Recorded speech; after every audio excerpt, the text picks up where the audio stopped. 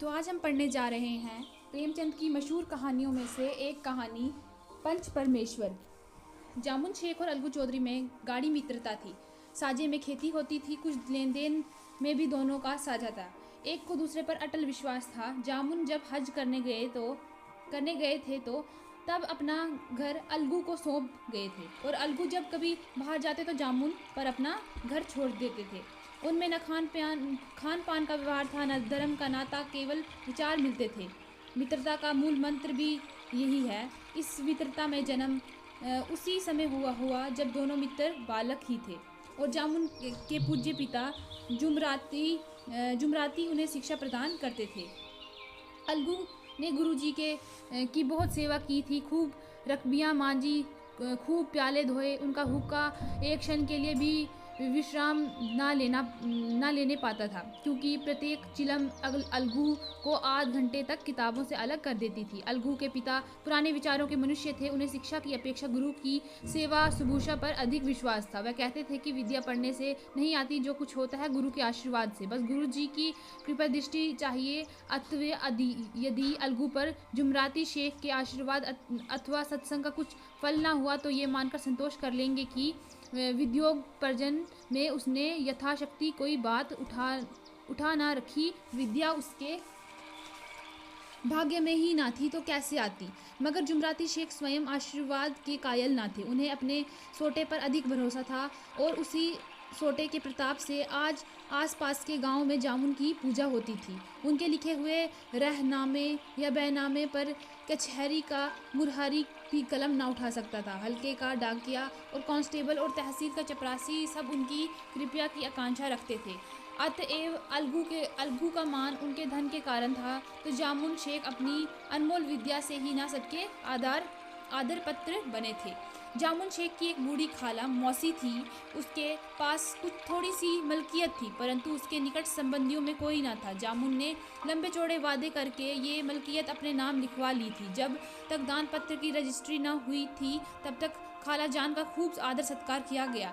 उन्हें खूब स्वादिष्ट पदार्थ खिलाए गए, हलवे पुलाव के वर्षासी की गई, पर रजिस्ट्री की मोहर ने इन खातिरदारियों पर भी मानो मोहर लगा दी। जामुन की पत्नी करीमन रोटियों के साथ कड़वी बातों के कुछ तेज तीखे सलान भी देने लगी। जामुन शेख भी निठुर हो गया। अब बेचारी खाला जान को प्राय नित्य ही ऐसी बातें सुननी पड़ती थी। बुढ़िया ने जब कब तक जिएगी, 2-3 बीघे उसर क्यों दे दिया, मानो मोल ले लिया है। बगारी दाल के बिना रोटियां नहीं उतारती। जितना रुपया इसके पेट में झोंक चुके उतना से भी अब तक गांव मोल ले लेते। कुछ दिन खाला जान ने सुना और सहा, पर जब ना सहा गया तब जामुन से शिकायत की। जामुन ने स्थानीय कर्मचारी गृह स्वामी के प्रबंध में दखल देना उचित न समझा। कुछ दिन तक और यूं ही रोध होकर काम चलता रहा। अंत में एक दिन खाला ने जामुन से कहा, बेटा तुम्हारे साथ मेरा निर्वाह ना होगा, तुम मुझे रुपया दे दिया करो, मैं अपना खाना खुद पका लूँगी। जामुन ने दृष्टि के साथ उत्तर दिया, रुपया कहाँ यहाँ फलते हैं। खाला ने नम्रता से कहा, मुझे कुछ रूखा सूखा चाहिए भी कि नहीं। जामुन ने गंभीर स्वर में जवाब दिया, तो कोई ये थोड़ी समझा था कि तुम मौत से लड़कर आई हो। खाला बिगड़ गई। उन्होंने पंचायत करने की धमकी दी। जामुन हंसे, जिस तरह कोई शिकारी हिरन को जाल की तरफ जाते देखकर मन ही मन हंसता है। वह बोला, हाँ जरूर, पंचायत करो, फैसला हो जाए। मुझे भी ये रात दिन की खटखट पसंद नहीं। पंचायत में किसकी जीत होगी ये विषय में जामुन को कुछ भी संदेह ना थी। आसपास के गाँव में ऐसा कौन था जो उसको अनुग्रह की श्रेणी ना दे। ऐसा कौन था जो उसके शत्रु बनने का साहस कर सके। किसमें इतना बल था जो उसका सामना कर सके। आसमान के फरिश्ते तो पंचायत करने आवेंगे नहीं। इसके बाद कई दिन तक बूढ़ी खाला हाथ में एक लकड़ी लिए आसपास के गांव में दौड़ती रही। कमर झुकाकर कमान हो गई। इसके बाद कई दिन तक बूढ़ी खाला हाथ में एक लकड़ी लिए आसपास के गांव में दौड़ती रही। कमर झुककर कमान हो गई थी। एक पग चलना दुभर था, मगर बात आ पड़ी थी। उसका निर्णय करना जरूरी था। बिरला ही कोई भला आदमी होगा जिसके सामने बुढ़िया ने दुख के आंसू न बहाए हों। किसी ने तो यूं ही ऊपरी मन में हूँ हाँ करके टाल दिया और किसी ने इसके अन्याय पर ज़माने की गालियाँ दी। कहा कब्र में पाँव लटके हुए हैं आज मेरे, कल दूसरे दिन पर हवस नहीं मानती। अब तुम्हें क्या चाहिए? रोटी खाओ और अल्लाह का नाम लो। तुम्हें अब खेतीबाड़ी में क्या करना है? कुछ ऐसे सज्जन भी थे जिन्होंने हाथ से रसवादन का अच्छा अवसर मिला। झुकी हुई कमर, पोपला मुँह, सनके से बाल, इतनी सामग्री एकत्र हो तब हंसी क्यों न आवे। ऐसी न्यायप्रिय, दयालु, दीन वत्सल पुरुष बहुत कम थे जिन्होंने उस अबला के दुखड़े को गौर से सुना हो और उसकी संतावना दी हो। चारों ओर से घूम घाम कर बेचारी अलगो चौधरी के पास आई, लाठी पटक दी और दम लेकर बोली, बेटा तुम भी दम भर के लिए मेरी पंचायत में चले आना। अलगू मुझे बुलाकर क्या करोगी? कई गांव के आदमी तो आवेंगे ही। खाला अपनी विपद तो सबके आगे रो आई। अब आने न आने अख्तियार उनका है। अलगू, यूँ आने को आ जाऊंगा मगर पंचायत में मुंह ना खोलूंगा। खाला, क्यों बेटा? अलगू, अब इसका क्या जवाब दूँ? अपनी खुशी जुमान मेरा पुराना मित्र है, उससे बिगाड़ा नहीं कर सकता। खाला, बेटा क्यों बिगाड़ के डर से ईमान की बात ना कहोगे? हमारे सोए हुए धर्म ज्ञान की सारी संपत्ति लुट जाए तो उसे खबर नहीं होती, परंतु ललकार सुनकर वह सचेत हो जाता है, फिर उसे कोई जीत नहीं सकता। अलगू इस सवाल का कोई उत्तर ना दे सका, पर उसके हृदय में ये शब्द गूंज रहे थे, क्या बिगड़ कर डर से ईमान की बात ना कहोगे? संध्या समय एक पेड़ के नीचे पंचायत बैठी शेख जामुन ने पहले से ही फर्श बिछा रखा था। उन्होंने पान, इलायची, हुक्के, तंबाकू आदि का प्रबंध भी किया था। हाँ, ये स्वयं अलबत्ता अलगू चौधरी के साथ ज़रा दूर से बैठे हुए थे। जब पंचायत में कोई आ जाता था तब दबे हुए सलाम से उसका स्वागत करते थे। जब सूर्यास्त हो गया और चिड़ियों की कलर युक्त पंचायत पेड़ों के पर बैठी, तब यहाँ भी पंचायत शुरू हुई। फर्श की एक एक अंगुल ज़मीन पर गई, पर अधिकांश दर्शक ही थे। निमंत्रित महाशयों में से केवल वह ही लोग पधारे थे जिन्हें जमून ने अपनी कुछ कसर निकालनी थी। एक कोने में आग सुलग रही थी। नाई तबड़तोड़ चिलम भर रहा था। ये निर्णय करना संभव था कि सुलगते हुए उपलों से अधिक धुआं निकलता था या चिलम के दमों से। लड़के इधर उधर दौड़ रहे थे, कोई आपस में गाली गलौज करते, कोई रोते थे। चारों तरफ कोलाहल मच रहा था। गांव के कुत्ते इस जमाव को भोज समझकर झुंड के झुंड जमा हो गए थे। पंच लोग बैठ गए तो बूढ़ी खाला ने उनसे विनती की, पंचो, आज 3 साल हुए मैंने अपनी सारी जायदाद अपने भांजे जामुन के नाम लिख दी थी। इसे आप लोग जानते ही होंगे। जामुन ने मुझे तो हायत रोटी कपड़ा देना कबूल किया। साल भर तो मैंने इसके साथ रो धोकर काटा, पर अब रात दिन का रोना नहीं साहस जाता। मुझे न पेट की रोटी मिलती है न तन का कपड़ा। बेकस बेवा हूँ, कचहरी दर नहीं कर सकती। तुम्हारे सिवा और किसको अपना दुख सुनाऊं? तुम लोग जो राह निकाल दो उसी राह पर चलूं। अगर मुझ में कोई ऐब देखो तो मेरे मुंह पर थप्पड़ मारो। जामुन में बुराई देखो तो उसे समझाओ। क्यों एक बेकस की आह लेता है? मैं पंचों का हुक्म सिरे माथे पर चढ़ाऊंगी। रामधन मिश्र, जिनके कई आसमियों को जामुन ने अपने गांव में बसा लिया था, बोले, जामुन मियाँ, किसे पंच बदते हो? अभी से इसका निपटारा कर लो, फिर जो कुछ पंच कहेंगे वही मानना पड़ेगा। जामुन को इस समय सदस्यों में विशेषकर वही लोग दिख पड़े जिनसे किसी न किसी कारण उनका वैषम्य था। जामुन बोले, पंचों का हुक्म अल्लाह का हुक्म है। खाला जान जिसे चाहे उसे बंदे, मुझे कोई उज्र नहीं। खाला ने चिल्लाकर कहा, अरे अल्लाह के बंदे, पंचों का नाम क्यों नहीं बता देता? कुछ मुझे भी तो मालूम हो। जामुन ने क्रोध से कहा, अब इस वक्त मेरा मुंह ना खुलवाओ, तुम्हारी बन पड़ी है, जिसे चाहो पंच बदो। खाला जान जामुन के अपेक्ष को समझ गई। वह बोली, बेटा खुदा से डरो, पंच ना किसी के दोस्त होते हैं ना किसी के दुश्मन। कैसी बात कहते हो? और तुम्हारा किसी पर विश्वास ना हो तो जाने दो। अलगू चौधरी को तो मानते हो, लो मैं उन्हीं को सरपंच बदती हूँ। जामुन शेख आनंद से फूल उठे, परंतु भावों को छुपाकर बोले, अलगू ही सही, मेरे लिए जैसे रामधन वैसे अलगू इस झमेले में फंसना नहीं चाहते थे। वह कड़ी काटने लगे। बोले, खाला तुम जानती हो कि मेरे जामुन की गाढ़ी दोस्ती है। खाला ने गंभीर स्वर में कहा, बेटा दोस्ती के लिए कोई अपना ईमान नहीं बेचता। पंच के दिल में खुदा बसता है।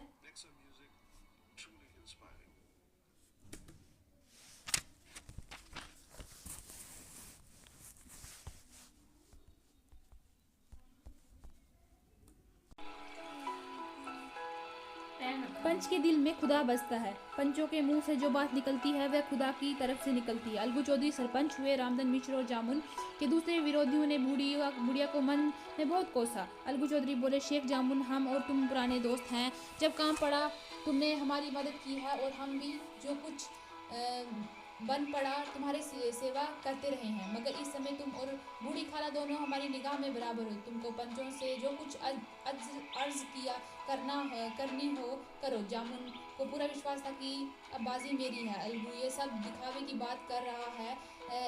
अतएव शांत चित होकर बोले, पंचो 3 साल हुए खालाजान ने अपनी जायदाद मेरे नाम हिबा कर दी थी। मैंने उन्हें तो हायत कपड़ा देना कबूल किया था। खुदा गवाह है, आज तक मैंने खालाजान को कोई तकलीफ नहीं दी। मैं उन्हें अपनी माँ के समान समझता हूँ।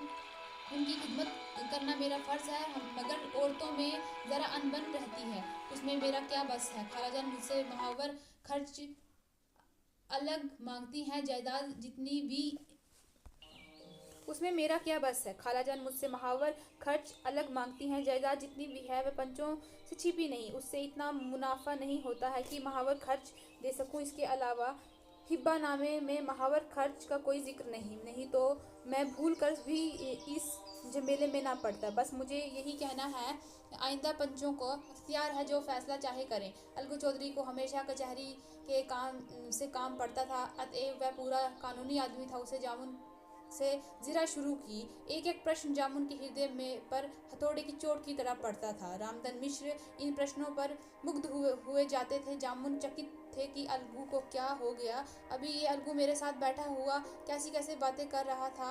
इतनी ही देर में ऐसी काया पलट हो गई कि मेरे जड़ खोदने पर तुला हुआ है, ना मालूम कब की कसर ये निकाल रहा है। क्या इतने दिनों की दोस्ती कुछ भी काम न आवेगी। जामुन शेख तो इसी संकल्प विकल्प में पड़े हुए थे कि अलगू ने फैसला सुनाया।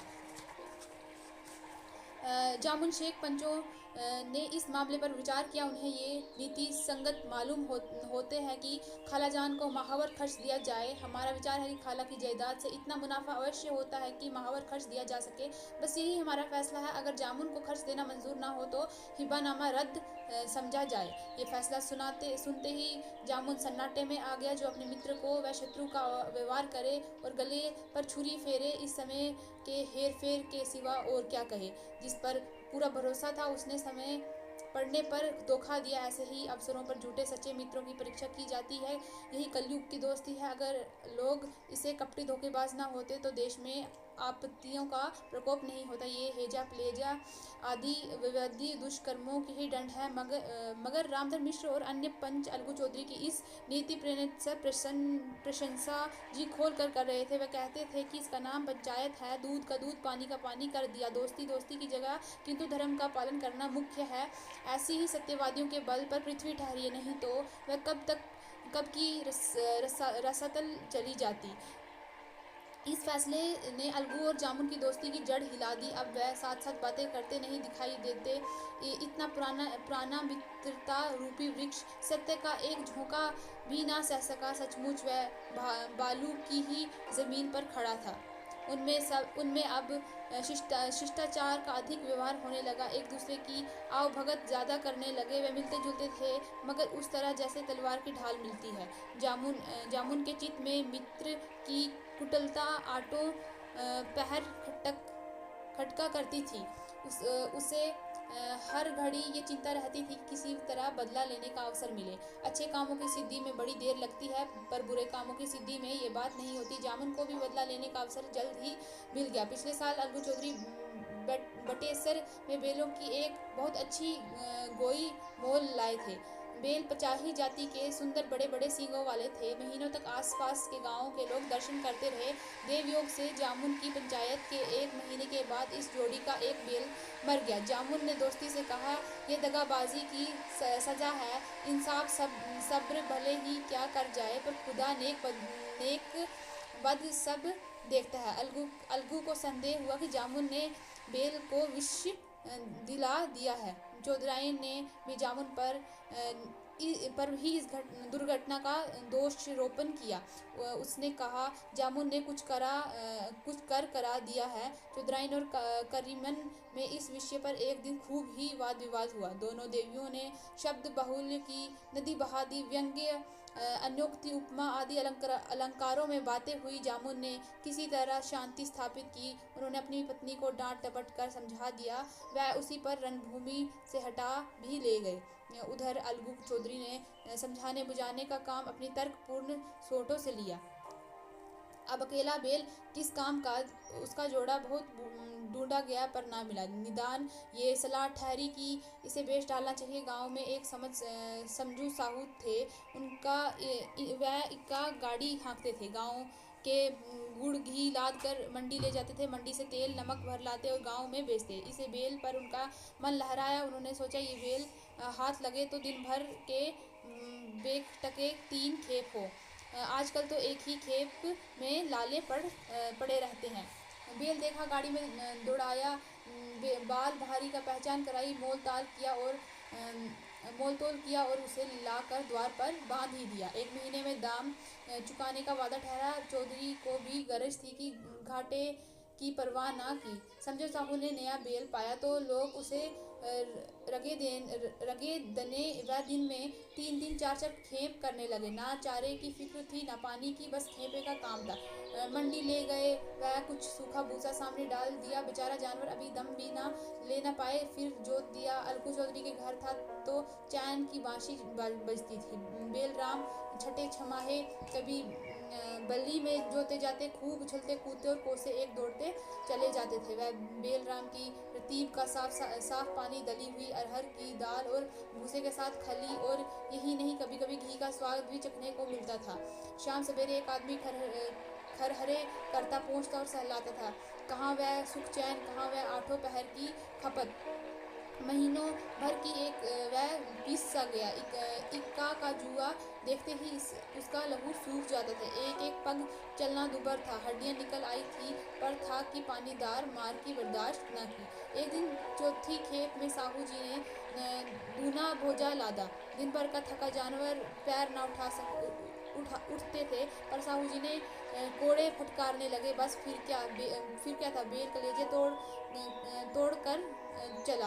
कुछ देर दौड़ा और चाहे कि जरा दम ले लूं, पर साहू जी ने जल्द पहुंचने की फिक्र थी, अतएव उन्होंने कई कोड़े बारी निर्दय से फटकारे। बेल ने एक बार फिर जोर लगाया, पर अब की बार शक्ति ने जवाब दे दिया। वह धरती पर गिर पड़ा और ऐसे गिरा कि फिर न उठा। साहू जी ने बहुत पीटा, टांग पकड़कर खींचा, नथनों में लकड़ी घुसा दी, पर कहीं मृतक भी उठ सकता। तब साहू जी को कुछ शक हुआ। उन्होंने बेल को गौर से देखा, खोल कर अलग किया और सोचने लगे कि गाड़ी कैसे घर पहुंचे। बहुत चीखा चिल्लाया, पर देहात का रास्ता बच्चों की आंख की तरह साझा होते ही बंद हो जाता था। कोई नजर न आया। आसपास कोई गांव भी ना था। मारे क्रोध के उन्होंने मरे हुए बेल पर और दूर लगाए और कोसने लगे। अब भागे, तुझे मरना ही था तो घर पहुंचकर मरता। ससुरा बीच रास्ते में ही मर गया, अब गाड़ी कौन खींचे। इस तरह साहू जी खूब जले भुने कई बोरे गुड़ और पीपे घी उन्होंने बेचे थे। 200-250 रुपया कमर में बांधे थे। इसके सिवा गाड़ी पर कोई भारे नमक के थे, अतएव छोड़कर जा भी नहीं सकते थे। लाचार बेचारे गाड़ी पर ही लेट गए। वही रात जगह करने की ठान ली। चिलम पी गए, फिर हुक्का पिया। इसी तरह साहू जी आधी रात तक नींद को बहलाते रहे। अपनी जान में तो वह जागते ही रहे, पर वो फटके ही नींद टूटी और कमर पर हाथ रखा तो थैली गायब। घबरा कर इधर उधर देखा तो कई कंस्तर तेल भी निर्धारित। अफसोस में बेचारे सिर पीट लिया।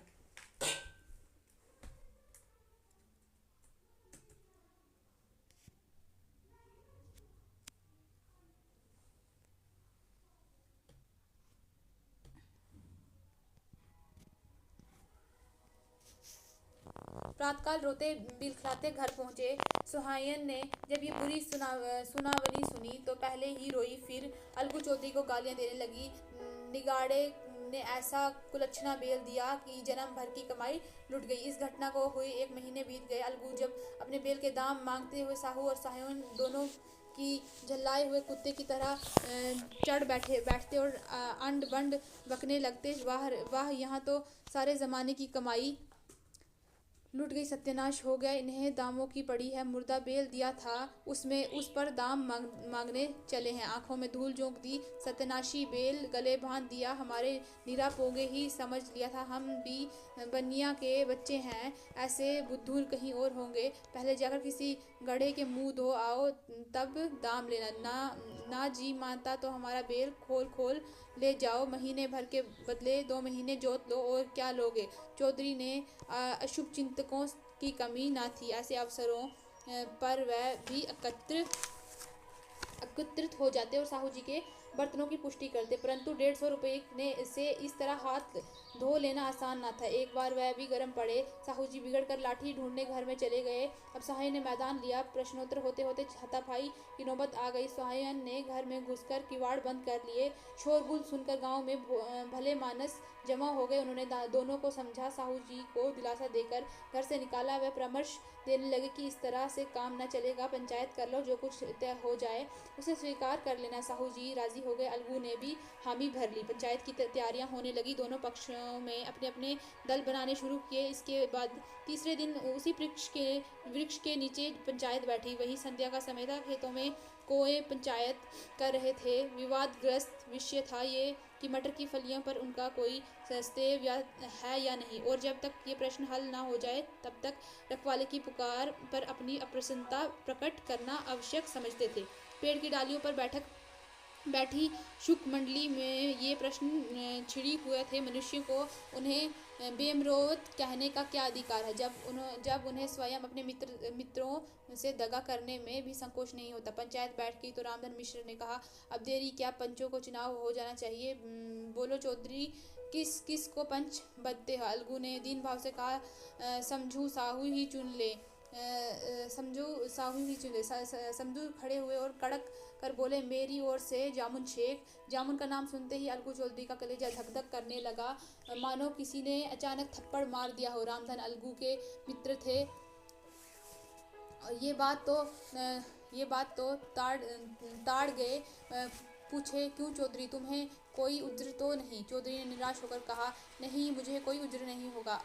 अपने उत्तरादित्य का ज्ञान बहुआ हमारे संकुचित व्यवहारों का सुधारक होता है। जब हम राह भूल कर भटकने लगते हैं, तब यही ज्ञान हमारा विश्वसनीय पथ प्रदर्शक बन जाता है। पत्र संपादक अपनी शांति कुटी में बैठा हुआ कितनी दृष्टि और स्वतंत्रता के साथ अपने प्रबल लेखनी में मंत्रिमंडल पर आक्रमण करता है, परंतु ऐसे अवसर आते हैं जब वह स्वयं मंत्रिमंडल में सम्मिलित होता है।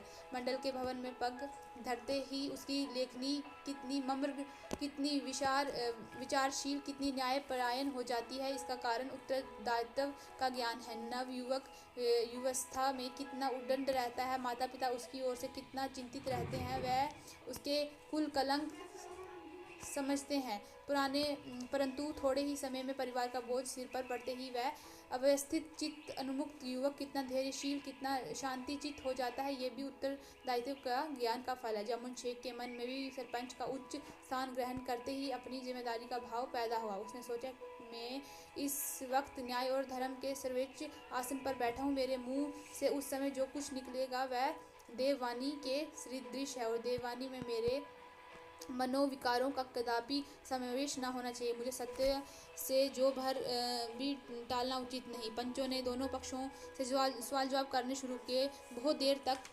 दोनों दल अपने अपने पक्ष का समर्थन करते रहे। इस समय में तो सब सहमत थे कि समझो कि बेल का मूल्य देना चाहिए, परंतु दो महाशय इस कारण रियायत करना चाहते थे कि बेल के मर जाने से समझू को हानि हुई। इसके प्रतिकूल दो सभ्य मूल के अतिरिक्त समझू को दंड भी देना चाहते थे, जिससे फिर किसी को पशुओं के साथ ऐसी निर्दयता करने का साहस न हो। अंत में जामुन ने फैसला सुनाया, अलगू चौधरी और समझू साहू, पंचों ने तुम्हारा मामले पर अच्छी तरह विचार किया। समझू को उचित है कि बेल का पूरा दाम दे। जिस वक्त उन्होंने बेल लिया उस समय कोई बीमारी ना थी। अगर उसी समय दाम दे दिया जाता तो आज समझू उसे फेर लेने का आग्रह न करता। बेल की मृत्यु केवल इस कारण हुई है कि उससे बड़ा उससे बड़ा कठिन परिश्रम लिया गया और उसके दाने चारे का कोई अच्छा प्रबंध न किया गया। रामधन मिश्र बोले, समझू ने बेल को जानबूझकर मारा है, अतएव उसे दंड लेना चाहिए। जामुन बोले, ये दूसरा सवाल है, हमको इससे कोई मतलब नहीं। जगड़ू साहू ने कहा, समझू के साथ कुछ रियायत होनी चाहिए।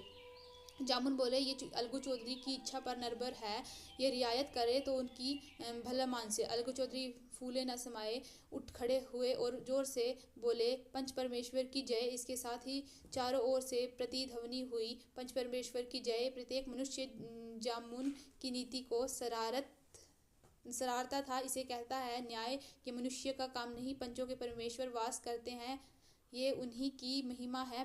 पंच के सामने खोटे का कोई खरा कह सकता है। थोड़ी देर बाद जामुन अलगू के पास आए और उनके गले लिपट कर बोले, भैया, जब से तुमने मेरी पंचायत की तब से मैं तुम्हारा प्राण घातक शत्रु बन गया था, पर आज मुझे ज्ञात हुआ कि पंच के पद पर बैठकर ना कोई किसी का दोस्त होता है, ना दुश्मन। न्याय के सिवा उसे और कुछ नहीं सूझता। आज मुझे विश्वास हो गया कि पंच की जुबान से खुदा बोलता है। अलगू रोने लगे।